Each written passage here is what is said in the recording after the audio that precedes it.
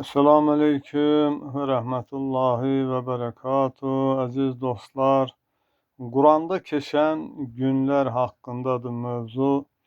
Bir dünya günleri, Həc suresi 47. ayəsində deyilir. Rabbinin yanında bir gün sizin saydıklarınızdan 1000 il kimidir. 2. Kıyamet günü. Bəqərə suresi 281. ayədə deyilir. Allah'a qaytarılacağınız gündən qorxun.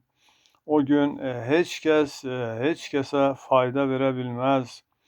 İnfitar suresi 19. ayədə bu haqda bildirilir. 3. Hesab və ədalət günü. Zilzal suresi 7-8. ayələrdə deyilir. Kim zərrə qədər xeyir etsə onu görəcək. Kim zərrə qədər şər etsə o da onu görəcək. 4. Böyük gün. O böyük gün üçün insanların, aləmlərin Rəbbinin huzurunda duracağı gün üçün. Mütəffifin suresi 6. ayədə bu haqda deyilir.